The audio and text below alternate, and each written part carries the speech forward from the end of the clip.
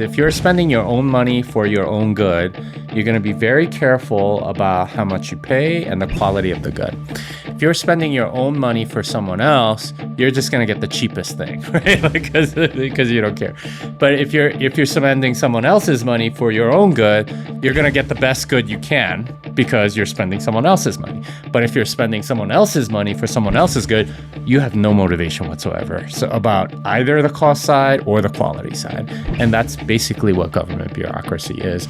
All views expressed by the host or guests are solely their own opinions. Nothing stated in this podcast should be considered a specific endorsement to make any particular investment or follow any specific strategy.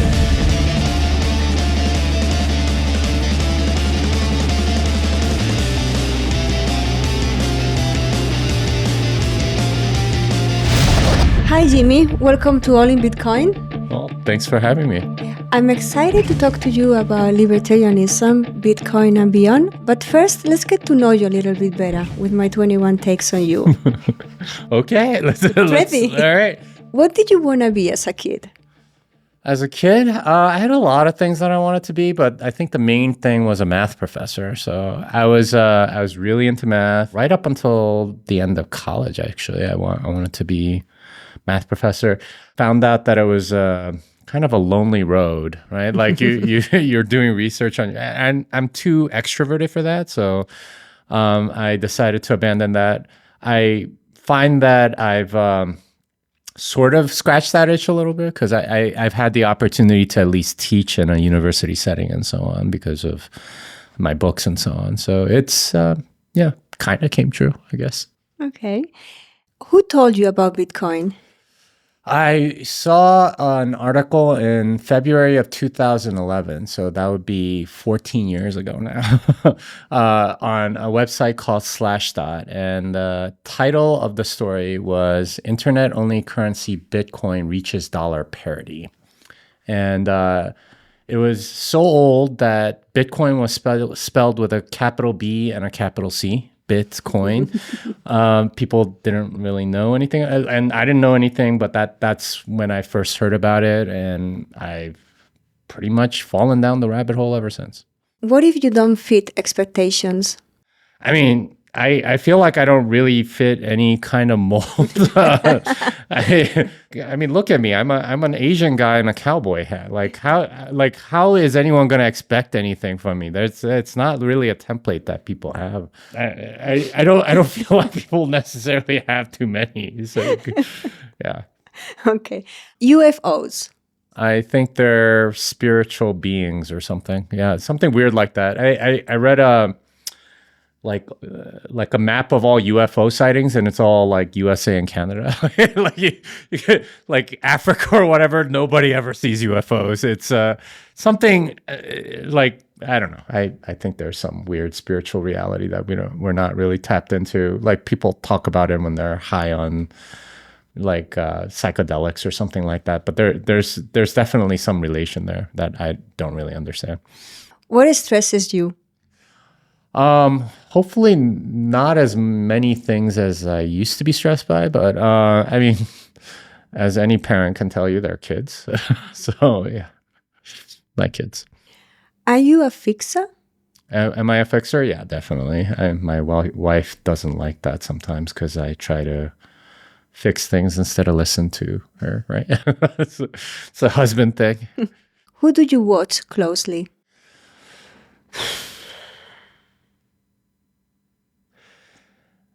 I mean, there are a few people that I watch as a result of being in Bitcoin. The usual suspects about, I mean, obviously Trump because he's, enacting certain policies and so on. I pay attention to what the core developers are doing largely because that's the content for my newsletter. I guess that would be it. Otherwise, it's my family. Your favorite band? I'm not that big of a fan of modern music. I like classical stuff better. So I'll say my favorite composer, Handel. What are you writing right now? Writing a bunch of stuff. I try to write like Your At least- sixth book or seventh book? it would be my sixth. Sixth, okay. But I mean, I just kind of write essays on whatever happens to be on my mind. So I don't have a book that I want to write yet because, you usually want to find the audience that you want to write to and then a message for them. I don't have that at the moment. So I just sort of write for myself at the moment. Yeah. Something there is no turning back from. Once you see Bitcoin for what it is, I don't think you can really turn back. It's just, you can't unsee it. I don't think. And when do you stop explaining yourself? When people obviously don't want to understand something. There's a lot of people that are financially motivated to not understand things. So, an XRP bag holder is not going to listen to you, no matter how many good and rational arguments you give them. So I stop explaining once I figure out their motivations, usually. Where does wisdom come from? Discipline, experience, and virtue. Virtue. And regression? Comes from high time preference behavior. Do you share your opinions freely?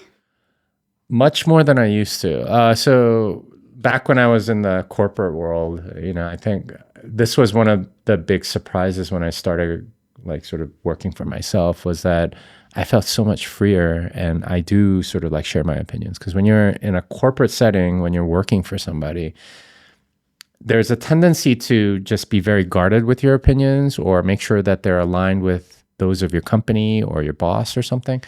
But once you're out on your own, your opinions are kind of your brand, right? It helps sort of establish who you are, and you're no longer apologizing for that. And for me, that's been very freeing. And I encourage anyone that is sort of still in the fiat corporate world to try going off on your own, because I don't know, it'll kind of free your soul in many ways. I understand. What's Bitcoin's biggest flaw? Biggest flaw? I mean, there's lots of little technical flaws that I can talk about. But generally, I think it's pretty good. I mean, their scripting system could be easier to program in and so on. But yeah, I mean, I would say maybe that. But even there, it's reasonably understandable by a normal programmer. So yeah, it's pretty good. Is Bitcoin for everyone? Well, it's savings for everyone. I mean, if you're capable of saving, yeah. I mean, there are people that literally can't understand certain things, that don't have the mental capacities. I don't know if it's for them necessarily, but not everything is for everyone. So, yeah. A missed opportunity? For me, can't say I have that many regrets. I mean, I have my Bitcoin regret story. I didn't buy it when I first heard about it, when it was $1. But I mean, that's everyone's, right? Why did I get into it? But yeah, I don't think about it that much. I try not to live life with regrets. The last thing you bought? Last thing I bought was the cappuccino at the Speaker's Lounge for $3.50 in Lightning. Yeah. An urgent problem to solve? The money. Do you provoke or force situations? Sometimes I guess I can be a little bit of a troll online. Depends on the thing that I want to talk about, I guess. If I feel like I can get a particular topic introduced to a particular audience, then maybe. I had a debate earlier today with Mauricio about debt, and that was something that I've wanted to talk about, because there's a lot of people in the Bitcoin community, for example, that think levering up and borrowing as much money as possible and buying lots and lots of Bitcoin is actually a good thing. And I argue that it's a bad thing, because you're actually kind of stealing from people. So I don't mind provoking. It just has to be for a good cause. Yeah. Yeah. Jameson has a question for you. So let's play it. Yeah. What is the one thing that created an inflection point in your life that significantly changed like the direction of essentially how you lived your life? Or was there one? Okay, well, that's very easy for me because I'm an immigrant. So I was born in Korea, and I immigrated to the States at 8 years old. And that was because my dad, who was working for a textile manufacturer in Korea, was stationed in New York City. And that was definitely a big inflection point. And I think about that a lot because had I grown up in Korea, what would my life be like? How would I think about things, or what would my values be? And I suspect it would be very, very different than it is now. A large part of the experience I had growing up, like, changed at that very moment when we moved to the States, and yeah, that like so many things would be different. I have cousins that grew up in Korea, and they have a very different life path than I did. And I wonder sometimes, okay, like, what would that have been like? And, obviously, like, I got into computers probably earlier than all of them because I had access to them when I came to the States. There was a pet computer in the back of my classroom the first day I was at school. I'm like, what is that? I want to go play with that. And, I was attracted to that right away. So there are things like that happen. I mean, there are probably other inflection points, but, I talk about this with my parents sometimes. Like, that's probably the biggest impact that you could have had was moving to the U.S. because it was such a pivotal moment, and it gave me opportunities that I never could have imagined. It's so circumstantial, is what Yeah. you say. Yeah. Well, thank you, Jimmy. We definitely know you a little bit better now. Next, libertarianism. Okay. Libertarianism can make people uncomfortable, maybe because it's unfamiliar or because it challenges the mainstream. But when I share quotes that align with libertarian principles, people tend to agree just because they make sense. So I would like to talk to you about libertarianism by exploring some thought-provoking quotes. Sure. Here is the first quote. The state is the great fiction through which everyone endeavors to live at the expense of everyone else. Frédéric Bastiat. Yeah. It's a great quote because I think we have this tendency to think that the authority over us is very natural, and we're always sort of spinning and trying to get the authority to do our bidding, right? This is the lobbying aspect of politics that's very prevalent. Even during monarchical times, you'd have people trying to get the king to do a certain thing or something else. And it's always so that you benefit at the expense of everybody else. And that is a human tendency to play this zero-sum game. And that's the key here, is that politics, all of this, authoritarian stuff, any taxes or redistribution or whatever, they're all zero sum, right? Actually, they're negative sum because you have some bureaucrats in the middle that are taking a cut or making things inefficient or whatever. But that's the game that Bastiat is describing, is that the state is this zero-sum game. Whereas entrepreneurialism, right, like creating things, making new goods and services, that's a positive sum game because you're taking something that wasn't that useful before and making it into something that's useful to other people that adds value to the rest of civilization. And libertarianism, I think, largely is about unlocking the positive sum game and minimizing the zero-sum, negative-sum game. So I do like that quote. How do governments benefit from our losses? Yeah, so largely it's bureaucracy and rent seeking. So let me define rent seeking because people tend to get a little confused about that term. The classical definition of rent seeking is like, imagine a guy floating down a river on a boat, okay? And then there's another guy that puts up a chain that says, you can't cross this river until you pay me money. Right? That's rent seeking, right? They're not adding any value to the person traveling, but they are collecting a tax, right? They're able to extract value without providing value. And a lot of the state ends up being like that. And in fact, it's not just the state, it's a lot of corporations and charities and NGOs and all kinds of organizations have this sort of like rent-seeking component. And the more of that you have, and typically it looks like a bureaucracy, right? Like where, okay, I want to go open a business doing this, and then you have to get permissions from 80 different organizations of some kind, right? I was talking to someone about like nuclear power. It's like, oh, one of the things that El Salvador can do is like, start exploring nuclear power because no one else is really doing that in the world. And then I found out that there's like an international atomic agency. Oh. International regulators that gives you the license. that you need to get permission from. Those are all rent seekers, right? They're preventing certain things or causing you to spend more money and resources to prevent you from doing something that they don't like or they want to collect rent from.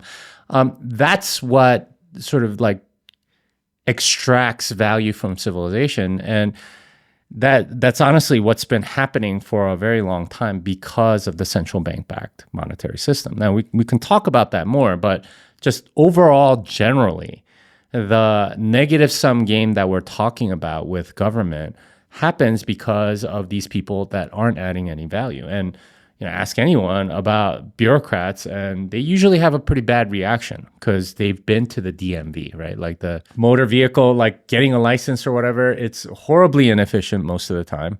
They don't have a motivation to serve you because they're gonna get paid whether you get a license or not, right? They don't really care. And those sort of incentives create the inefficiencies that end up sort of destroying civilization over the long run. Yeah. The more the state plans, the more difficult planning becomes for the individual, by Hayek. Yeah, and this is because the state's plans tend to change a lot, right? So, I mean, if you knew for certain that something was going to happen, then you could plan around it and do something. But the thing about the state is that their plans change all the time. And the more authoritarian it is, the more suddenly it changes, right? So at least in the US, you have to get the approval of Congress, and the president and even the Supreme Court can overturn things or whatever. But it was originally meant to be a very slow changing system for a reason, because you can plan if you know what's going to happen. And whereas like the former Soviet Union, they put out like a new 3-year plan every week, right? Like it's like, oh, we're going to do this. And that makes it very difficult for the individual to plan around it because things are changing all the time. And this is part of why the monetary policy of a country tends to be just so disruptive. Everyone pays attention to the central bank interest rates for the European Central Bank or the Federal Reserve or whatever. And the reason why they do that is because they can't plan unless they know where they're kind of headed. And that's constantly changing, right? They might meet and say, oh, you know what? Inflation was too hot this month, so we're going to raise rates. No, like we have too much unemployment, so we're going to cut it. Like you can't plan around that. You don't know how the economy is going to be, largely because you don't know what these centralized entities are going to do. So you're kind of stuck in a situation where you kind of have to go, paycheck to paycheck almost, like where you become more high time preference just because you can't see that far ahead. You don't know how things are going to be. And, this is one of the sort of ethos of libertarianism is that you want predictable futures so that you can plan better and create goods and services, because almost everything that's worth doing takes a really long time, right? And, Safety has in his book, The Bitcoin Standard, he talks about, in the beginning, you used to have people catch fish with their hands. And, you could maybe catch like one fish every day.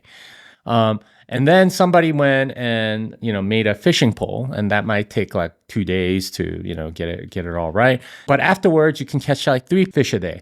And then afterwards, they're like, okay, let's take 2 weeks, build a boat. You go out into the water and you can catch like 20 fish. All the way up to the point where currently you have these commercial fishing vessels that take 5 years to build, right? But it only requires 12 people to man the ship, and you catch like hundreds of thousands of pounds of fish in like a 2-week period, right? It's way, way more efficient. So the longer time you have to plan, the more sort of scale and efficiency that you get. But if you have things changing all the time, then you can't plan, and you don't get those things, right? So I think in Europe in the 70s, France built some insane number of nuclear power plants, whereas Germany built only a few. And France obviously doesn't have like the electricity problems that Germany does. And, Germany's kind of been screwed by that because they were importing Russian natural gas, and then the Nord Stream pipeline was bombed. And, now they have to pay more for their electricity and so on. But they can't even build nuclear power plants anymore because of all the state-sponsored stuff that make it nearly impossible. So they don't have energy security. You need those long time frames. You need some stability for people to build. And that's a very important part of recognizing, okay, we have costs whenever we enact this policy, because it changes how people plan. It's okay, well, we're gonna give money to these people and money to those people. Okay, well, now we can't plan because you just raised my taxes, and I was planning on using that to do this large capital project. Now I can't anymore. And those things are horribly inefficient. Or worse, I had these plans and I'm halfway through them and now I'm bankrupt and I just wasted all this money. And that happens way too often in way too many places. Does government intervention ever truly solve the problem it seeks to address?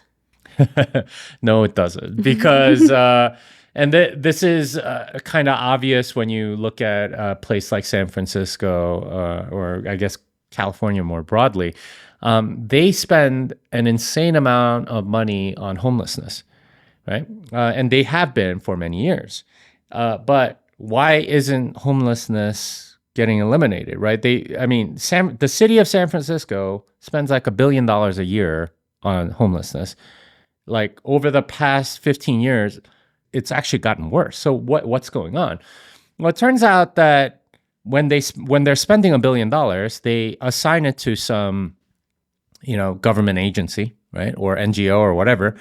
And for those people, their priority is not eliminating homelessness, even though that's in their charter or whatever. They want to keep their jobs. If they eliminated homelessness, they would be out of a job. So it's in their interest to continue it and make it actually kind of worse. So they get a bigger budget and then they get paid more. So this happens all over the economy where you don't have competition, right? Because if you had competition, like, somebody makes burritos here and somebody makes burritos here, and the ones over there kind of stink, then, the one that does better wins. If you don't have competition and you're just sort of pouring money into a black hole, the problem only gets worse. And this is true of almost everything. And it's kind of counterintuitive because the normal voter is like, okay, well, we want to improve education, so we should give more money to the Department of Education. And then they give more money to the Department of Education. What happens? It gets worse, right? Like, and they ask for even more money. And there are all these like U.S. school districts where they spend more money per pupil, like in a lot of these inner cities, than like the suburbs, and they do like worse and worse and worse. Why? Because there's nobody motivated to go and actually fix this stuff. There's no competition. It's just pouring money down a black hole. So yeah, like money doesn't solve this thing, and we pretend that it does. But absent competition, absent market forces, it doesn't do anything. It actually makes the problem much worse. So when do governments help more than they hurt? Well, so I think a good example is here in El Salvador. So obviously, it's a little bit controversial, but Bukele has cleaned up the streets, like made it safer. So you want people to be able to transact and let the market forces come out rather than sort of like controlling things. And he did that by arresting all the gang members. And this is something specifically that Europe is refusing to do, especially in the UK and Germany and many of these places where they're just saying, okay, well, if a migrant did it, then we're not going to do anything. But if you're a white person and you complain about the migrant, then we're going to arrest you and throw you in prison for 10 years, right? Like that is just absolutely that's absolutely the wrong way to do things, and there's obviously an agenda behind that. But look at what Bukele's done. It was the murder capital of the world to the safest place in the Western Hemisphere, right? And he did this by just making things safer.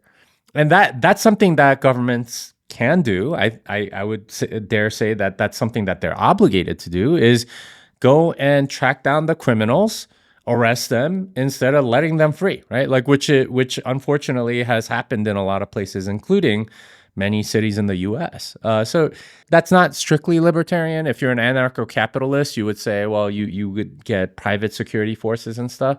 But I think the example here in El Salvador, and the example even in places like Singapore with Lee Kuan Yew, you can see that like creating a safe environment for markets is actually something that governments can be doing that could be productive. Might not be strictly libertarian, but I would argue that there's definitely good there. You said that there is actually an agenda for that when you refer to Europe. Mm-hmm. Can you elaborate? Yeah, it's kind of strange, right? Like, because we're seeing. Go ahead. I don't know how many people in Europe even know about it, because I know there's like a media blackout and stuff. But there was all these migrants in the UK, for example, that are like gang raping like little girls and stuff, and people that are exposing that are getting arrested, but not the actual people doing the raping. What's going on, right? And similar things in all the countries in Europe, continental Europe. But what's the agenda behind it? Yeah. So the political or economic agenda, I don't know. Yeah, and that's a really good question, and I would love to have like a straight answer for you, but I don't actually know because I'm not in charge. There's sort of like a bureaucratic will almost that led to that. Now, like, is there somebody in charge like Christine Lagarde saying, hey, we need to bring more migrants in and this is how it's going to work? Maybe, but I tend to not think that. It's almost like sort of they're kind of trapped in an ideology that causes these outcomes that create these incentives. So you're racist if you're against immigration, right? Like that's sort of like a value that a lot of the Europeans have taken on. I was told by Joanna Kodar when I visited her at the Bundestag, like, you're not allowed to display the German flag unless you're at a football match, right? That's the only time you're allowed to have a German flag. It's like, yeah, there's something about sort of getting rid of the old order or some sort of new world order agenda, the World Economic Forum people or something, where they believe that bringing in migrants is a good thing at any cost. And I don't understand that point of view. Like I believe in rule of law as one of the foundations of civilization. So if somebody violates law, you need to punish them or you're going to get chaos. And that's exactly kind of what you're getting in all over continental Europe. But yeah, the agenda is just so strange because it's clearly debasing the civilization, and the authorities are kind of allowing it.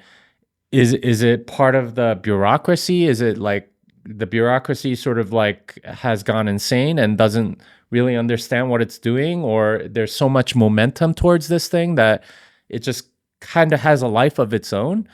I don't know, but yeah, there's something like deeply sinister going on at the world level, and we could talk about the World Health Organization and what happened under COVID and the lockdowns and stuff like that. But there's definitely a connection there about some people that believe that a world that's less populated with people that actually are descendants of the people that built civilization is like a good thing. And I don't understand why they think that way, but it's there. Nothing is so permanent as a temporary government program by Milton Friedman. Yeah, and the best sort of example of that is the Nixon shock in 1971. And this was when a lot of actually European countries were demanding their gold back, right, for the dollars that they held, because they realized that the U.S. was spending an awful lot of money in Vietnam and an awful lot of money on social services. And I think France in particular was keen to get gold for their dollars. And I think it was August 15th, 1971, Richard Nixon goes on TV and says, "We are temporarily suspending convertibility." And that temporary has lasted the last 64 years, right? Like that, and it's not going to stop anytime soon. And that's an example. There are many others that are a little more obscure, like certain government departments and so on that were supposed to be temporary that became sort of permanent fixtures in Washington and so on. But that's a completely normal functioning of government, particularly with taxes for some reason. The income tax, at least in the US, was introduced, I think, during the Civil War, and then they put in an amendment, and then as part of World War I, they said it's going to be temporary, and it's only going to be 1 or 2% for the richest people. And of course, it gets expanded and expanded and expanded to the point where a significant percentage of your wealth is taken by them. The closer the collapse of an empire, the crazier its laws. Yeah, I think the big sort of example of that was Diocletian towards the end of the Roman Empire. You know, he oversaw the debasement of the silver denarii from something like 70% silver down to like 2% or something negligible. And he had to make crazier and crazier laws. So first he gave like a list of prices that everyone had to pay for certain goods, right? Because the money was inflating, and he didn't want that to be affected. So he instituted basically price controls. He had a huge schedule of prices that everyone had to adhere to. And of course, like certain ones are completely, illogical to be in. If it costs you more to make a shoe than you can, sell it for, then you're not going to be in that business. So people started switching jobs, and then he put in another decree saying, you have to do the job that your father did. Like, how insane is that? But those are the kind of laws that you end up making, and you see this in a lot of communist countries where there was a law, I think, under Mao Zedong in China, where you had to swat 10 mosquitoes before you went to bed every night, right? Like, Really? Yeah. Well, this was to control the mosquito population, and it's like, yeah, you have to go and kill 10. Like that's how it becomes, because it becomes more authoritarian, more totalitarian, and they see you as, something to be controlled rather than something that you're serving. And, under more of a libertarian government, it's the government that's like serving you. Instead, it goes the other way as, it gets more and more decadent. So, yeah.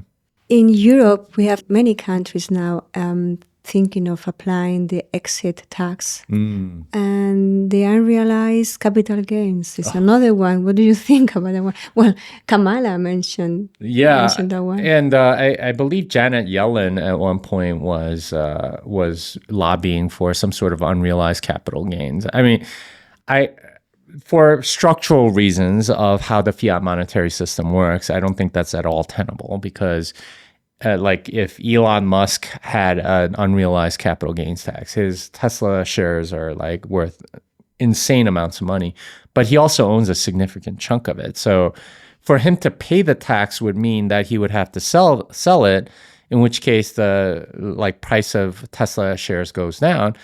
And then all those people that are taking loans out from those Tesla shares get less of it, or they're underwater if they've already taken out loans against it. So they can't print as much money basically because there are not enough asset values available for them to get loans on. So it's kind of untenable for that reason. And any country that tries it, good luck. You're going to have chaos, and you're not going to be able to compete in sort of the fiat markets that we have now. The other one is an exit tax, and that one has basically been introduced by the U.S., right? No one else has an exit tax, at least to this degree. And if you're a U.S. citizen, and this is one of the big complaints of a lot of U.S. citizens, is you go to another country, you have to file U.S. taxes as long as you're a citizen. No other country makes you do that, unless you renounce your citizenship, at which point you have to pay a significant exit tax that's very similar to an inheritance tax or something, a death tax, as they say. And the U.S. can only really enforce this because they're hegemonic with their dollar. The dollar is the reserve currency of the world. And any bank that wants to do any business with the U.S. relies significantly on the Federal Reserve System to be able to transfer dollars.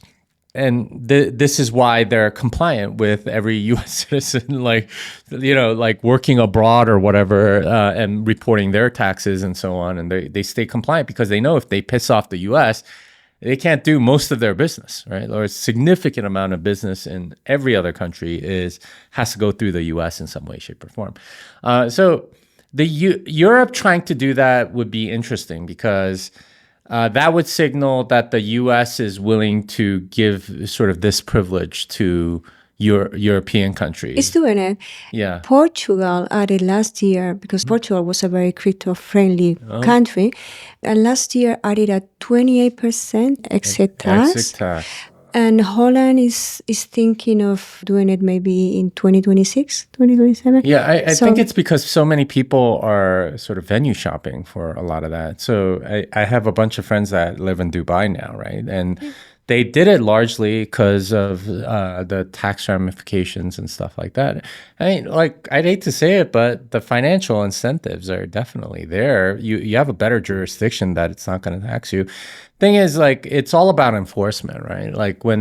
When they have an exit tax, well, okay, how are they going to enforce it? If you just leave for Dubai and you don't have an extradition treaty with Dubai, well, what are they going to do, right? I guess they can capture you if you try to come back, but that's about all they can do.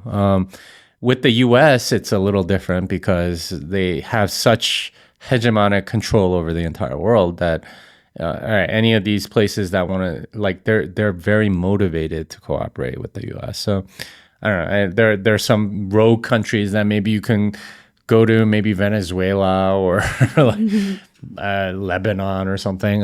But yeah, most of these places, it's not going to work. I understand. Yeah.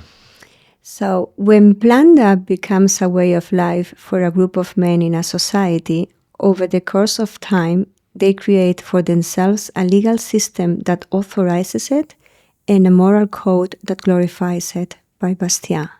So that's basically what I was describing with rent seekers. Just plunder is a much sort of more negative, I guess, characterization. But that is what it becomes, because you have a lot of people that are living off of the productivity of others, right? And this is something that I've talked about a lot in my books and so on, is that once you get sort of a critical mass of people that live off of other people, that's when civilization starts to collapse, because you have all these people that are not really adding value, right? If they're rent seeking or doing something that's, subtracting value, basically. It's the productive people that have to carry the weight of all of that. And you see this in places like DC, the richest counties in the US are all around DC, right? And what does DC do? They're not producing any good or service. they're just governing, and that's sort of like the capture. That's plunder. That's happening at that level, and it's become sort of like a way of life. And part of what Trump is trying to do is taking out a lot of that sort of plunderous government organization, and we'll see how successful he is. But that's what they're all clinging to, and this is what they're hoping that they can continue to do for as long as they can. And honestly, like, you can kind of see the motivations. Like, you're making money not doing very much. And of course that sounds great, but like I think ultimately it's like destructive for your soul, because deep down you're not providing anything. So you get depressed and start drinking alcohol or doing cocaine or something. Yeah. Once all essential services are provided by the state, citizens will no longer be allowed to disagree with it. Yeah, well, it depends on the system. So this is something that I discussed with a friend of mine, Tae-young Ho. I don't know if you know who he is, but he's the highest ranking North Korean defector to actually escape. So he was ambassador to Sweden for a little bit, and then he was ambassador to the UK. And he defected with his family, and I got to talk to him at the Oslo Freedom Forum a few years ago. Mm-hmm. And I had one of the most mind-blowing conversations with him, because he was describing, even in a communist, totalitarian society, you still need to sort of maintain popularity, right? You need to have some popularity, or otherwise the people rebel and you have revolution or whatever. And he was describing how Kim Il-sung, who was the first sort of dear leader of North Korea, how he came into power. So the Russians installed him, but he needed to win the hearts and minds of the people. He said, what did he do? Well, for a long time in the 50s and 60s, he started giving things away for free. Okay, so he said, all right, we're going to make sure you have a job, right? This is part of like the Communist Manifesto or whatever. Everyone has a job. We're going to give you free healthcare. You will have a home. We will make sure you have food, and everyone gets education and everything else. And he said, it worked great.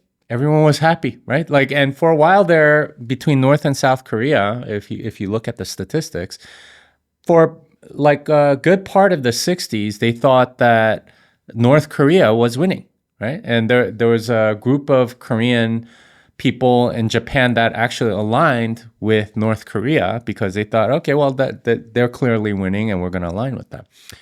But then things started to take a turn, right? Because you start running out of resources. So he was describing how you have universal healthcare in North Korea, but at a certain point, you're sick, you go to the doctor. The doctor says, I don't have any medicine for you. I'm sorry. And he's like, well, what do you do at that point? Like, are you going to complain and say, well, you got to give me the medicine? I don't have any. What are you going to do? You don't pay for it. You don't pay for it. And they started using this in more subtle ways, right? Like, where if you protest something that the government does, well, sorry, we can't give you this healthcare. Right? Like it depended on your level of compliance. All the free stuff that you had to sort of like continue to be a loyal servant, and they started demanding more and more stuff. He said, like, this is sort of like the unseen price that you're paying for everything that's free is your compliance. And this is how he gained control, totalitarian control of North Korea. He said, and his point was that there's something beautiful about a market transaction, right? Because it's clear what value you're providing to each other. If you're paying $10 for a shoe or $10 for a doctor's visit or something like that, both of you have an obligation to each other, and both of you have the incentive of satisfying the other, right? You got to pay, or else you're not going to be able to see that doctor again. And the doctor's got to treat you, or else you're not going to come back again. So there's a motivation. But when you make it free and make the unseen costs sort of like hidden, then you're paying with compliance. Then you're doing all of that. And all that is to say that, after that conversation, I started thinking about, all right, what am I getting for free? And then I realized, okay, I get Gmail for free. I get Facebook for free. I have an X account for free. And what do they demand? My compliance, right? If you're posting content that they don't like on YouTube, guess what? They can cancel your Google account, right? And it's a subtle method of control, but it works really well. And this was his point, was that you need markets. You need people to pay for stuff. If you're getting stuff for free, you're still paying them. You just don't know in which ways. And those are way worse in many ways because it's inside here that you're paying. I love this quote because in many ways, if whoever is providing these things for free, they kind of have your soul. They've captured you completely. Whereas if you're paying money, you know exactly what you're getting and what's being paid. So that's my pitch for markets instead of free healthcare, free this, free that, because ultimately those are things that are used to capture your soul. And what about the price you pay for the free education, your public education you get? Yeah, and of course, like public education is all compliance, right? Like it's all over the economy, and anywhere you have government programs like that, you know, they always put riders on it, right? Like, oh, we'll give food to the homeless or something, unless you didn't get the vaccine, or unless you know, you did this or this that we don't like. I mean, that's always kind of the price that you end up paying. And some people are like, that's whatever. As long as I come out financially ahead, then it's fine. I really don't think you understand the price that you're paying. And it really does become sort of like your compliance and your mind and your soul. I believe a significant part of populations all over the world, they've been captured by the state through free things. Yeah, brings us to the next quote that summarizes it. When the state does everything for you, it will soon take everything from you, Margaret Thatcher. Yeah, when they do everything for you, they'll take everything from you. Yeah, I mean, because you run out of other people's money, right? Like, and my question here is, how can you be sovereign in a nanny state? In a nanny state? Yeah, that's a difficult one.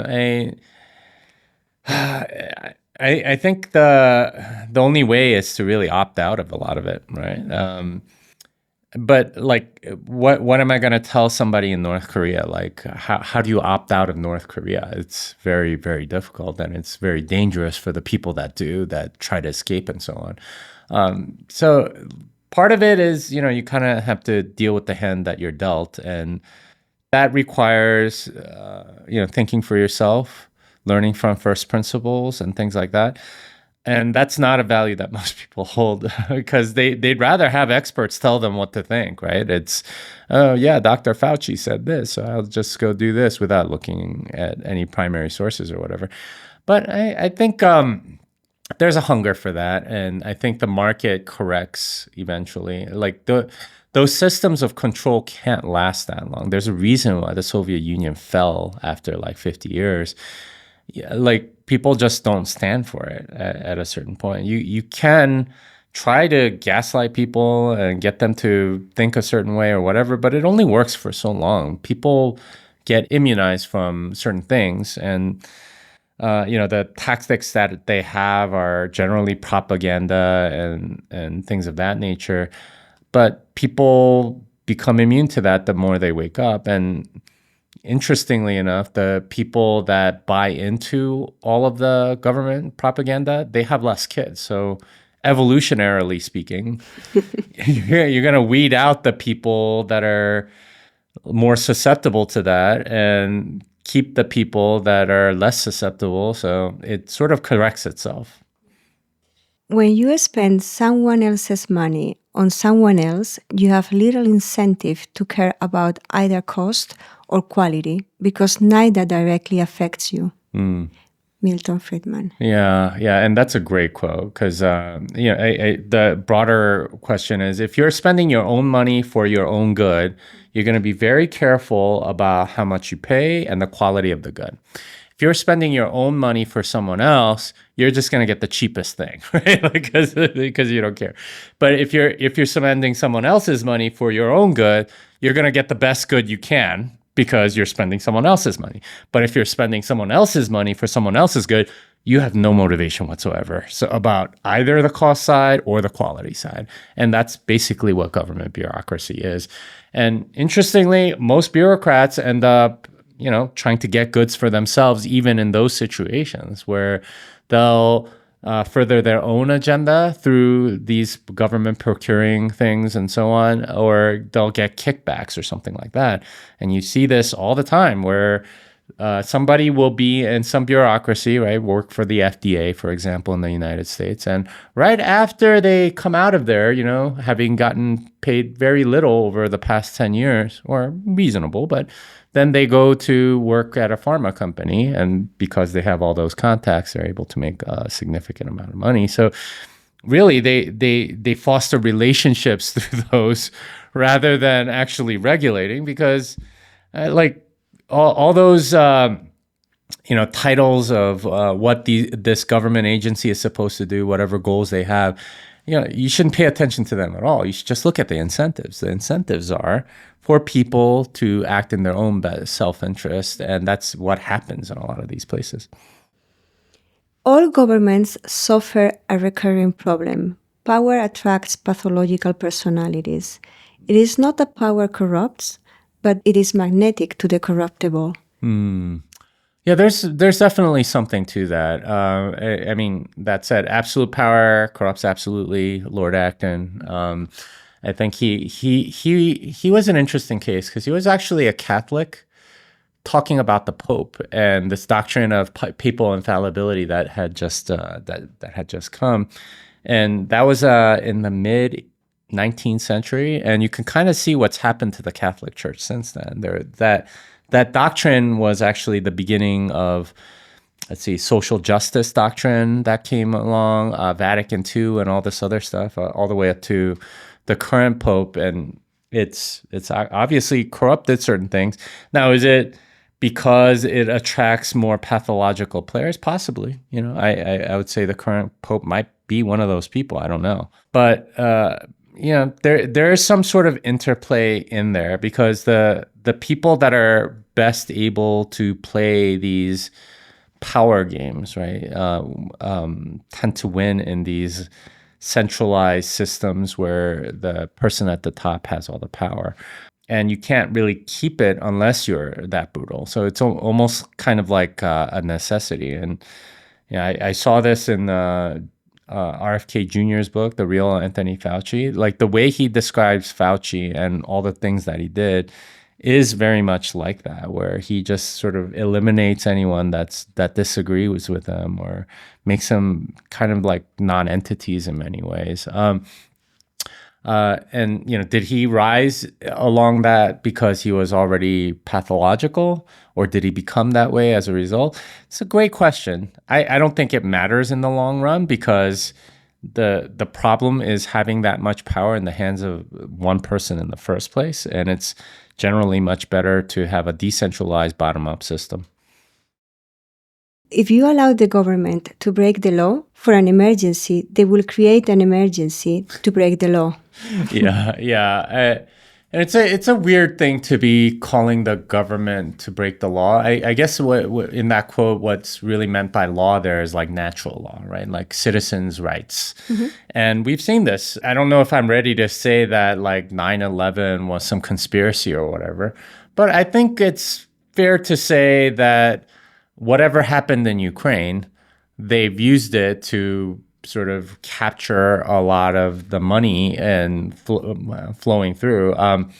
There's a reason why that sort of flared up not too long after the U.S. pulled out of Afghanistan, right? Like, defense contractors got to eat, I guess.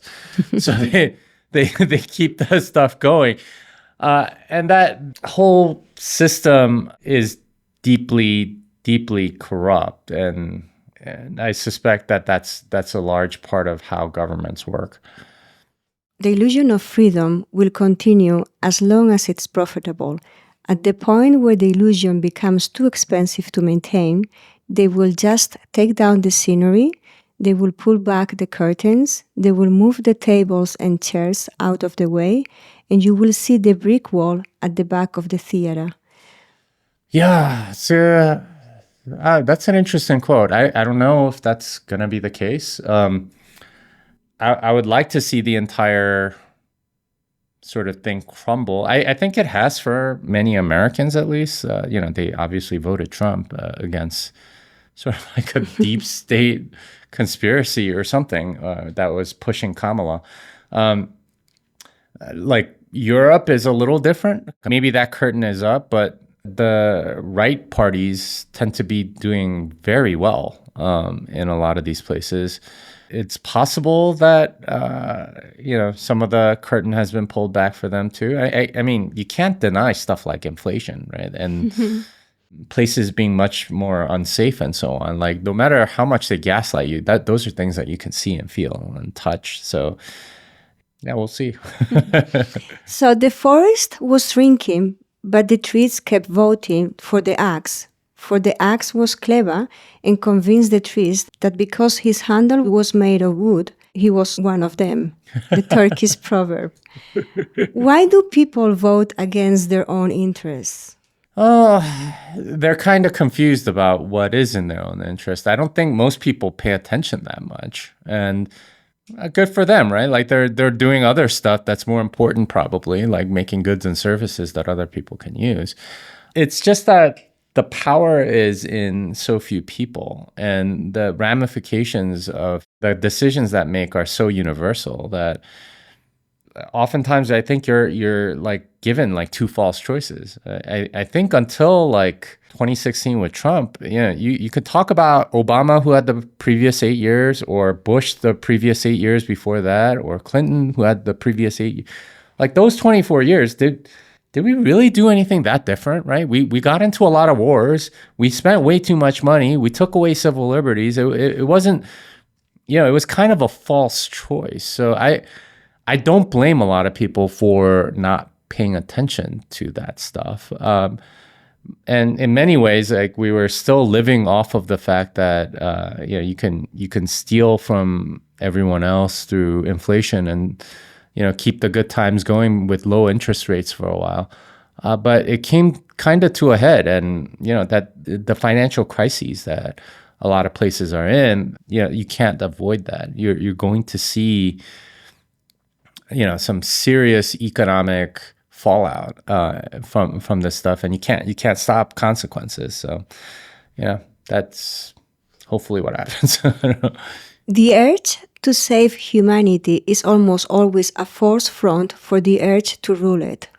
Yeah, and this is probably the easiest to see in like the climate change debate and stuff like that, because you could have completely clean energy with nuclear, but they never want nuclear, right? It's like, again, France is completely almost powered by nuclear energy, and they've been fine for a long time. But instead, they want it with solar panels or wind farms, and like these are ugly, giant, complete waste, like intermittent, not reliable. I mean, there's so many. And you have to use all these rare earth metals. You're strip mining various places. You have to create batteries that require like way more resources and have way more carbon emission. So really, they want to set their agenda so they can control the populace. And they've gaslit a lot of young people thinking, oh, these are climate criminals and all this other stuff.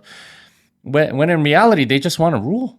Right, and they want their agenda. It's largely just completely controlling other people, and they have a lot of useful idiots that are like carrying water for them that don't understand any of the stuff that's actually happening. So this was something that I heard a while back that really resonated with me. So there are two kinds of voters. The first are people that vote kind of rationally, right? Like based on which policy, what makes sense to them, and so on. And they vote based on thinking from first principles and so on. So that's a good kind of voter. The second kind of voter is sort of like an in-group voter. So they are more concerned with their own safety, and so they will adopt whatever beliefs of their in-group because that's how you stay safe. And from an evolutionary perspective, it kind of makes sense, right? Like if you don't have a tribe, you're dead. Unless you're sort of like, go get 'em type, that can sort of like survive independently, and who cares what they think? I think they're wrong. I'm going to go do my own thing. And a significant number of people fall into that second group that just sort of want safety, right? Like that's their priority. And for them, that means adopting the beliefs of whatever in-group it is. So they don't listen to rational arguments about nuclear power because they'd rather be safe rather than, do what they think might be right, because that might get them in trouble.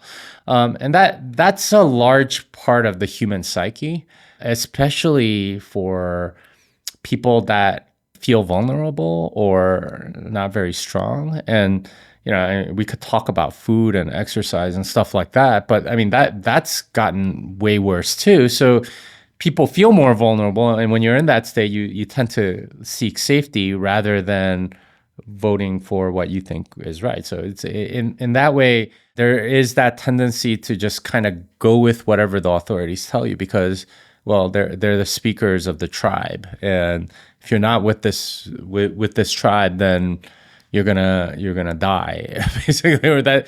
And in many social aspects, they do, right? Like if you tell a certain group that you're a Trump voter, they're not going to be happy with you. And I'm sure for a lot of people watching this, they find themselves in that situation where you go into work and you show people you're far right or something, and they're going to be like, what is wrong with you, right? Like there is sort of like that concern for safety, which is how the system's almost set up, right? Like so that you're very fragile to other people's opinions, and you have to adopt them instead of being entrepreneurs or whatever. And this is what I meant, like way at the beginning when we were talking about this.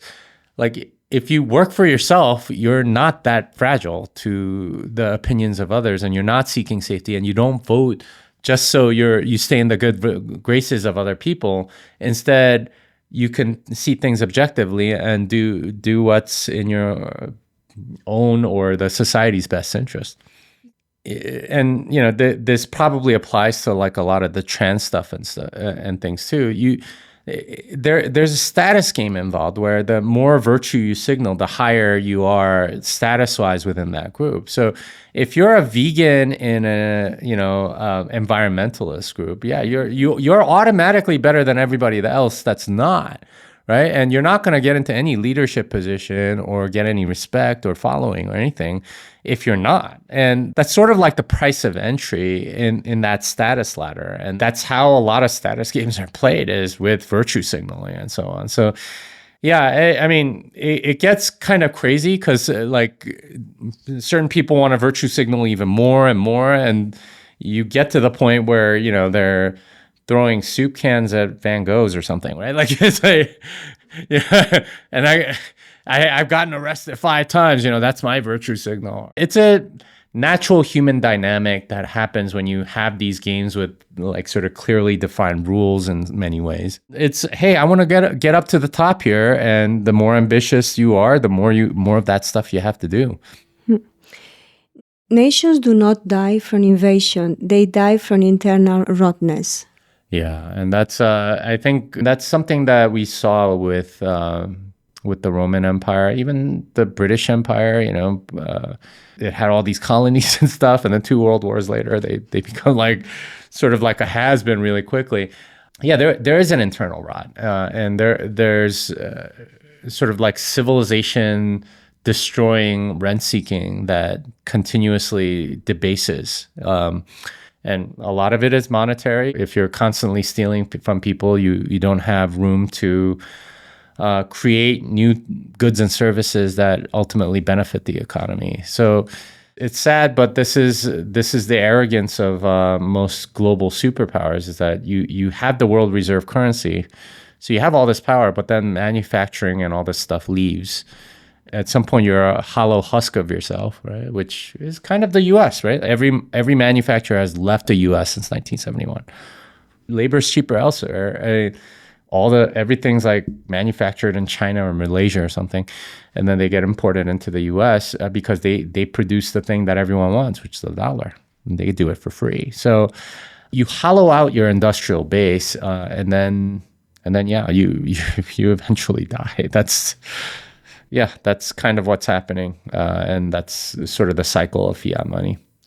Historically, the most terrible things, war, genocide, and slavery, have resulted not from disobedience, but from obedience.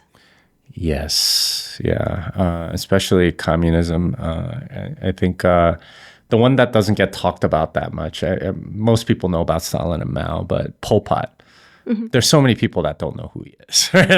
But on a per capita basis, he killed more people than anyone, like almost ever. He literally killed 1 out of 10 people, I think, in Cambodia. 1 of 10 people. Yeah. Just killed them, and he did it in like a span of 4 years. They didn't have any cash. And the way they did it was you had to rat out your neighbor, right? And they had a quota, so you had to rat out a certain percentage of people, and it became this like free for all evil thing where you just start accusing people. But if you accuse too much, then you might get accused. So it's this like very weird game.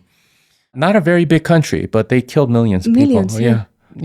I think the one thing that's missing there is that for whatever reason, belief in God tends to stop genocide at a certain level. But as soon as you get an atheist in power, and like for whatever reason, they'll kill way, way more. And all these communist countries were very atheist. So. Well, let's move on to Bitcoin and financial freedom. Yeah? Sure. I don't believe we shall ever have good money again before we take it out of the hands of government. And we can't take it violently. All we can do is, by some slight roundabout way, introduce something they cannot stop. Yeah, and Hayek kind of predicted the rise of Bitcoin. It's a free market currency.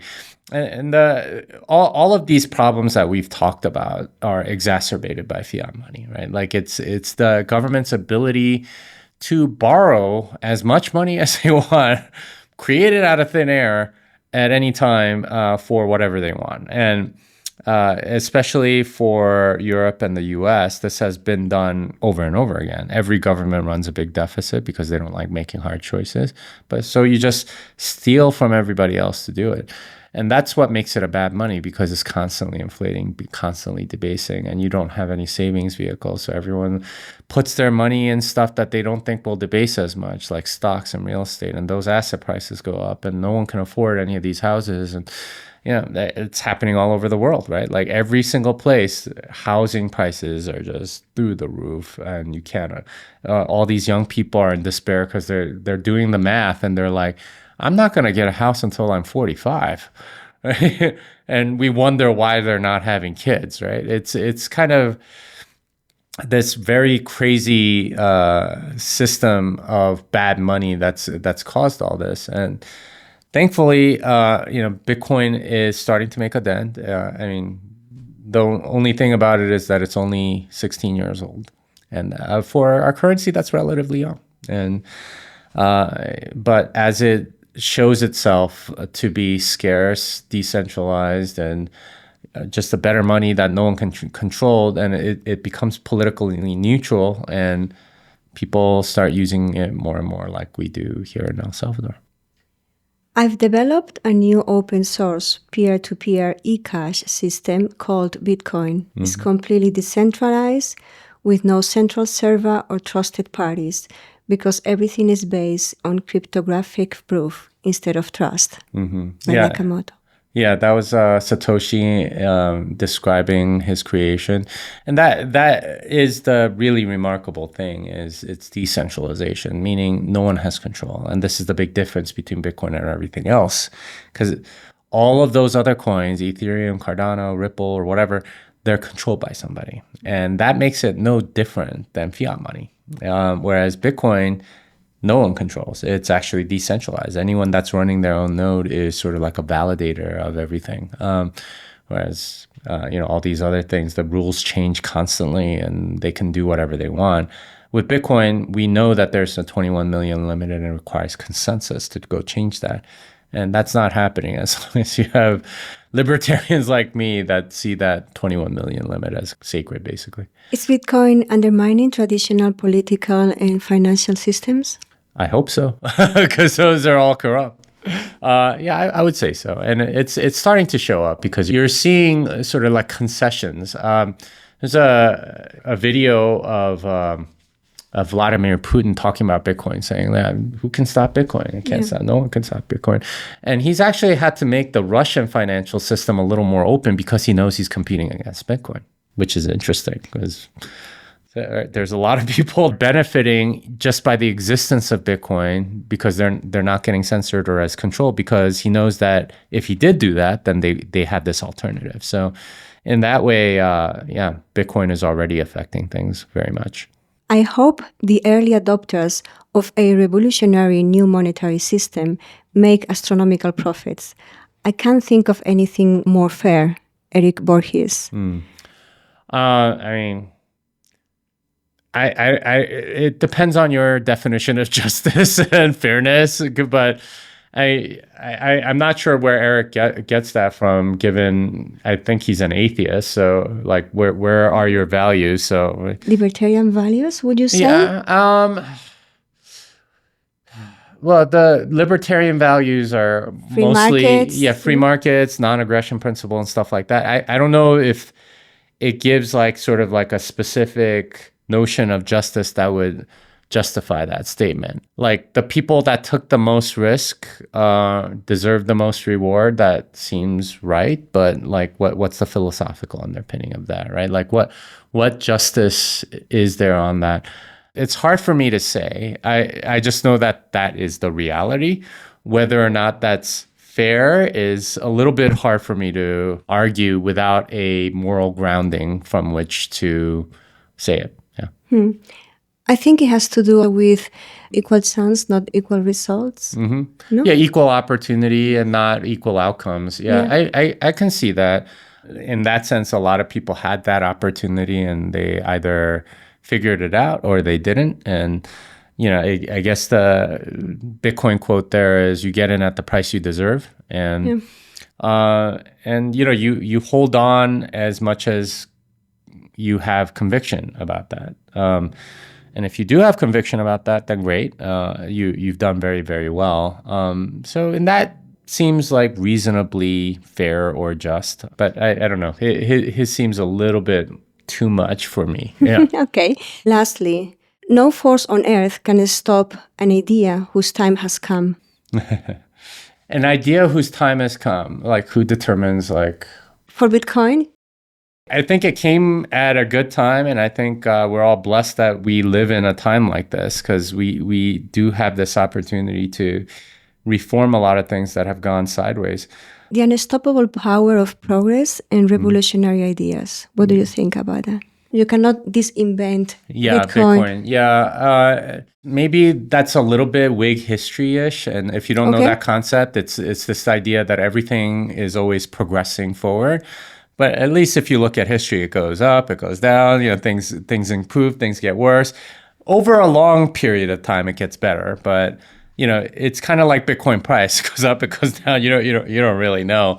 Like the good things win out in the end, but it's not so linear. It's not so predictable. And, there are lots of players and lots of game theory that needs to play out. Over the long term, you can sort of predict things. But, you get irrationalities like the Trump token or XRP pumping or stuff like that. It's hard to know when that stuff will stop. But over the long term, we've seen Bitcoin win over and over again. And that's what we have confidence in. And to end on a positive note, how does Bitcoin fix Trump coin, Melania meme coin? Yeah, I mean, just time, right? Like, and you can see it.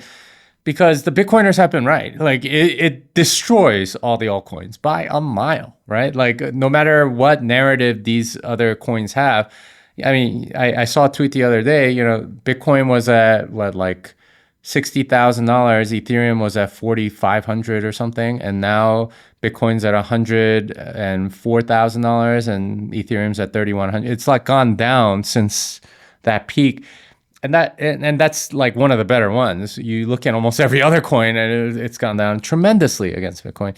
You can see that these things are pump and dumps, whereas Bitcoin is actually a good store of value. So I would say that time proves a lot of things, and that's the thing that Bitcoin doesn't have against gold. Gold has a 5,000-year history, and Bitcoin only 16. But as it ages, as you get 21-year-olds whose entire life has had Bitcoin in it, well, those are people that are going to trust it a lot more than, say, the boomer.